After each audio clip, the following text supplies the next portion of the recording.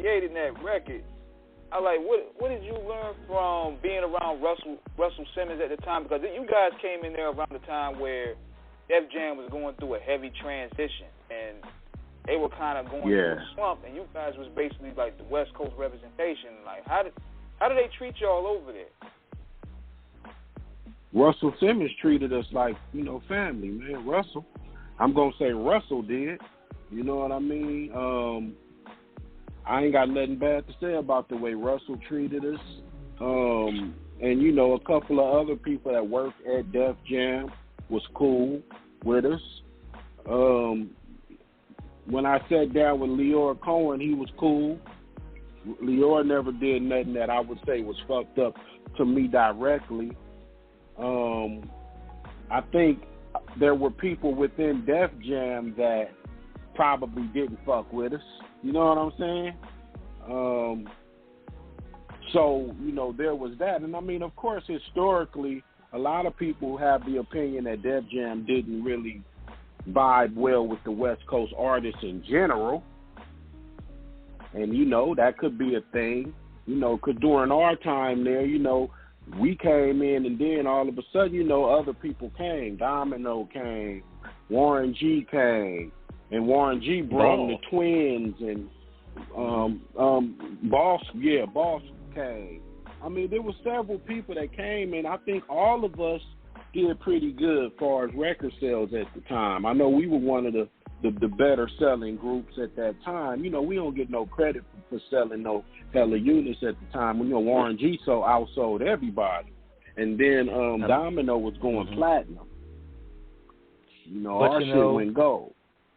But though, Praj, the realness of it is that, and we're going to say this on off the air because, goddamn it, we're going to give y'all niggas y'all flowers on the West Coast. There has to be a story told about how the West Coast did save Def Jam, because with a lot of you all that were signed to it, of course we know the situation, and I mean we can say this on the air because this was known. Me and King have talked about this off the air. The Def Jam almost went into bankruptcy, and basically Warren G was the one that bailed them out with that album. Yeah, real shit.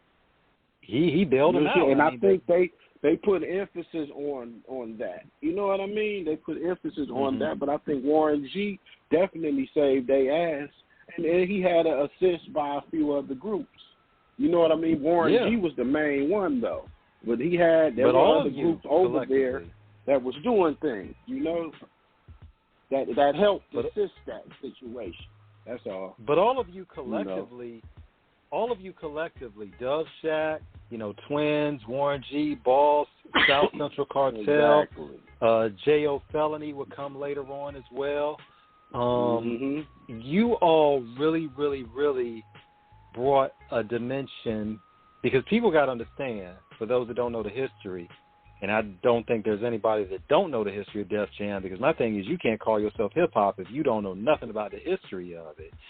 Right. You all, for the branding of what Def Jam had at that time and what you all brought as another dimension, helped take Def Jam to a next level. When you look at the time of West Coast rap and what you all were doing, because you and the East were kind of running neck and neck. You, of course, Dr. Dre drops The Chronic in 92. Snoop drops Doggy Style in 93.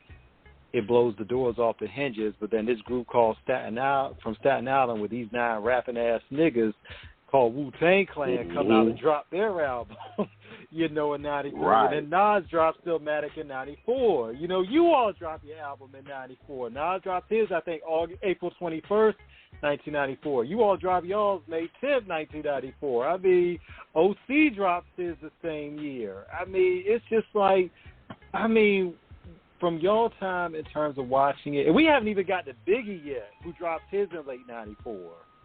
What was that like? It was never a time to me when, you say this, that, and the third, man, you know what I mean? I don't know, who sold more records. They say that the West Coast probably ran the 90s as far as ran up the numbers-wise, as far as units sold. But through the 90s, there were Naughty by Nature and all kind of other motherfuckers that was killing the game. It was never just the West Coast. It was, and then Outkast and other motherfuckers from the South was even doing it. Yeah, that's when Scarface. They started coming like in. it was never just one. It was never just one. Mm-hmm. It was never just one. It was always a collective of groups out here, man. And there were bigger groups, and I always looked at us as we fall in the middle. You know what I mean? We was never Snoop Dogg big. You know what I mean? But we weren't also small like some other groups that didn't make it over a certain hump. We could go on our nationwide promo tours, and everywhere we went, people knew who we were. You know what I mean? It's just we got to a certain point, and it was like, boom, we was done. You know what I mean? That's what happened with us. We was doing our shit, and then it got to a certain point, boom. And niggas is like, what the fuck happened at that point? But it just was, that's when all our fuck shit caught up with us as a group. The internal shit, the implosion happened. You know what I'm saying? Because I said this on another situation recently when we had that final meeting with Leora Cohen, probably like around 1997, maybe somewhere around there, toward the end of the 90s, and after we had released the All Day Everyday album, and that album got caught up in hella politics.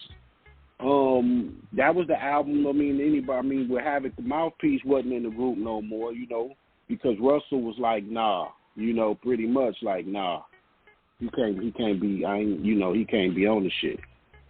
So we went through that transition. Then we went through me having to go from being not only the producer and lead rapper, but now I have to start learning how to be a businessman on the fly.